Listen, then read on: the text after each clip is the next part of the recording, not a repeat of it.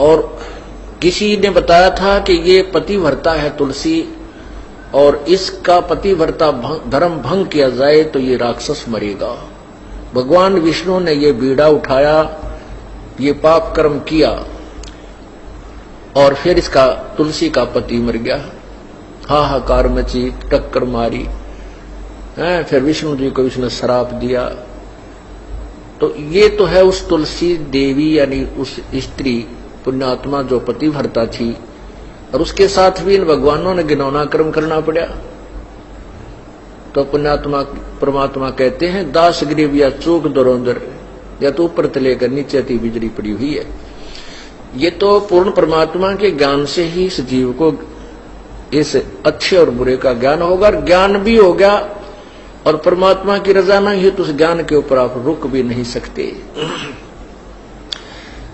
अब आपको ज्ञान है कि भी हम रिश्वत लेते हैं तो पाप है, हम चोरी करते हैं तो पाप है, ये तो ज्ञान सभी को है। माता पिता बताने लगते हैं, टीचर लोग जो अक्षर ज्ञान कराते हैं वो भी शिक्षा देते हैं, लेकिन असर किसे का कोई क्यों नहीं? क्योंकि उन बताने वालों की शब्द में शक्ति नहीं है। अब पूर्ण संत की शरण में आने के बाद आप इस मार्ग पर चलोगे, आपको ज्ञान भी होगा, और ज्ञान के साथ साथ जैसे आपकी कोई कमी है, त्रुटि है, किसी चीज का अभाव है, परमात्मा आपका पूरा करेगा। आपको आवश्यकता ना पड़ेगी अपने नियम भंग करने की। और जब परमात्मा की मदद नहीं होगी, आपको ज्ञान भी होगा, और किसी न किसी दिन फिर गड़बड़ कर ही जाओगे। आवश्यकताएं वो मजबूरियां बन जाती हैं, और वो पाप का गढ़ बन जाता है। तो परमात्मा आप सच्चे दिल से, सच्ची श्रद्धा से नियम भंग मत कीजिए, आपको गलत काम करने पर विवश नहीं होना पड़ेगा। तो परमात्मा आपकी आवश्यकताएं पूरी करेगा, क्योंकि परमात्मा जो आवश्यकता पूरी करता है उसकी उम्मीद राजा भी करता है। इसलिए परमात्मा ऐसी शक्ति है जो हमारे हर तरह से बरकत भी देता है, और आपके धन में वृद्धि भी कर देता है। जैसे पिछली बार आपको बताया था, एक भक्त के अकाउंट में 16,000 रुपए जमा हो गए। उससे पहले बहुत से ऐसे प्रमाण हैं कि एक भक्त कह रहा था कि हमने 5,000 रुपए रखे थे, हमारे 8,000 रुपए मिले, जबकि गिनकर रखे थे वो 5,000 बहुत जरूरी थे। उनको कति एक ना पैसा उस स्थान को तो हम छेड़ा नहीं करते थे, 8,000 रुपए पाए।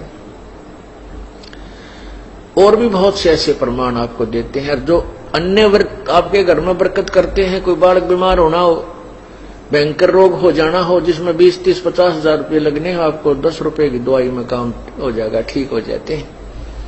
ये तो आपको यकीन ही नहीं होता कि बालक होना ही था, ठीक नहीं। ये प्रभु की कृपा से आपके घर में बरकत होने लगती है।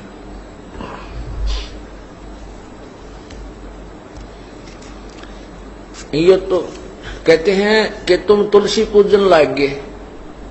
तुलसी भी एक जो है पौधा है, और कुछ जाति पूजन लागे। कहते हैं इसलिए तो तुलसी की पूजा, इसलिए जाति की। ये मोक्षदायक नहीं है। यदि ये मोक्षदायक होती तो अपने सदग्रंथ पवित्र गीता जी, पवित्र वेदों में लिखा मिलता। पवित्र गीता जी, पवित्र वेद, ये पूर्ण परमात्मा यानी पूर्ण वेद पूर्ण परमात्मा के द्वारा दिए हुए हैं। इस ब्रह्म को, ये ब्रह्म के द्वारा आगे उच्चारण किया गया है। और सवसम वेद जो 5वां वेद है वो प्रभु ने स्वयं अपने मुख से उच्चारण किया है, उसमें सर्वभेद है। और उसके वेद और गीता के अतिरिक्त जो अन्य पुराण है वो भगवान के द्वारा, ब्रह्म के द्वारा नहीं बोले गए, वो बोले गए हैं ब्रह्मा विष्णु महेश इनमें से या किसी ऋषि के द्वारा। तो जो आदेश वेदों और गीता में है वो प्रभु का है। उसके अतिरिक्त जो अन्य आदेश है पुराणों में वो किसी देव का है। जैसे आपको उदाहरण बताया था कि एक व्यक्ति का मित्र था दरोगा SHO, और उस अपने मित्र से उसने कहा जाकर के दरोगा को कि मेरा जो पड़ोसी है मुझे बहुत दुखी करता है, बहुत तंग कर दिया उसने। दरोगा जी ने कह दिया कि मार लठ, उसका माप देख लूंगा। अब मित्र ने आकर के उसके साथ झगड़ा ठान लिया, पड़ोसी के साथ, पड़ोसी का लठ मार दिया, उसकी मृत्यु होगी। और उस व्यक्ति को सजा हो गई, उसके मित्र को, द्रोगा के मित्र को। क्योंकि राजा का संविधान है कि कोई किसी की मृत्यु करता है, हत्या करता है, हिंसा करता है तो उसको सजाए मौत दी जाती है। और उस व्यक्ति ने अपने मित्र द्रोगा, एक अधिकारी के वचन की, आदेश की पालना कर ली, जो राजा के आदेश के विपरीत था। उसने संविधान तोड़ दिया राजा का, तो उस व्यक्ति को सजा का पात्र होना पड़ा। ठीक इसी प्रकार वेद और गीता में जो ज्ञान है वो प्रभु का संविधान है। उसके अतिरिक्त जो किसी ने अन्य सदग्रंथ, अपने अन्य कोई अनुभव लिखा है किसी देव का, जैसे पुराण है, ये किसी देव की, ऋषि की लिखी हुई वाणी है, इनका अपनी सोच, अपना आदेश है। यदि वो वेदों और गीता के विपरीत है तो वो संविधान टूट रहा है, उसका दोषी होना पड़ेगा, उसकी सजा मिलेगी। तो यहां क्या कहते हैं, चाहे तुलसी पूजो चाहे जंटी पूजो, दोनों व्यर्थ हैं। तुम छोड़ो झगड़ा झांटी, सोए तुलसी सोए जंटी, बानी हमारी बाठी, कैसे बांधा करता गाठी। अब क्या कहते हैं कि हमारी जो वाणी है ये अनमोल है, ये सत्य है। और तुम बताओ, तुमने भगवान की मूर्ति बना ली और पित्तल की या पत्थर की, और उसको अपनी गठड़ी में बांध कर सिर पर धरकर चल पड़े तीर्थ पर के रास्ते में कहीं अपनी पूजा करेंगे। तो तुमने भगवान ने गठड़ी में बांध लिया, फिर भगवान की सावो, वो तुम्हारी क्या मदद करेगा। ये तो ठारा भार बनमाली, देखो खालक बिन नहीं खाली। क्या बताते हैं कि यदि तुम जाति और तुलसी को पूज रहे हो, बस फिर तो परमात्मा के ही दिए हुए सब फूल पौधे पेड़ हैं, उन सब की पूजा कर लो। वो सभी पूज्य हैं, क्योंकि कुछ ना कुछ राहत आपको सभी को दे रहे हैं।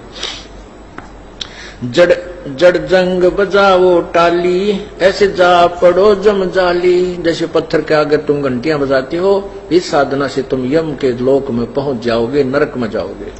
और फिर क्या बताते हैं, तुम साधुन को दो गाली, ऐसे डूबो का धारा काली।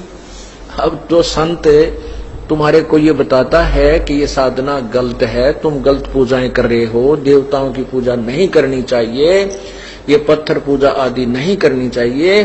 कहते उनको तुम गाली देते हो और इससे और दोषी हो जाते हो। संत की निंदा करके, संत की गाली देकर कहते ऐसे डूबो धारा काली। तुम साधुन को दो गाली, ऐसे बूढ़ो धारा काली। तुमने जड़ से लाई तारी कि जो तुमने जड़ से लाई तारी कि जो सतगुरु नजर निहाली। वो तो निर्भय अविनाशी देवा, जहां तो वो तो अवगत अलख अभेवा। जनदास गरीब पद सेवा, कोई पहुंचे संत परेवा। यानी इस तत्व ज्ञान के ऊपर सत साधना के लिए करने वाला तो कोई एक। भाई जो गुरु वचन पे डट गे, रकट गे फंद 84 के, कट गे फंद 84 के, रकट गे फंद 84 के। भाई जो गुरु वचन पे डट गे, रकट गे फंद 84 के। वस्तु मिली ठोर की ठोर, मिट गई मन पापी की दौड़। और अधिक जानकारी व संत रामपाल जी महाराज जी से निःशुल्क नाम दीक्षा प्राप्त करने के लिए संपर्क करें। हमारे संपर्क सूत्र है 8222880541 8222880542। आप नीचे स्क्रीन पर दिए गए हमारे अन्य नंबरों पर भी संपर्क कर सकते हैं। विजिट करें हमारी वेबसाइट पर। हमारी वेबसाइट है www.jagatgururampalji.org। ऐसे और वीडियो देखने के लिए चैनल को सब्सक्राइब करें और वीडियो को ज़्यादा से ज़्यादा शेयर करें। और हाँ, वीडियो के बारे में अपनी महत्वपूर्ण राय हमें कमेंट बॉक्स में जरूर बताएं। धन्यवाद।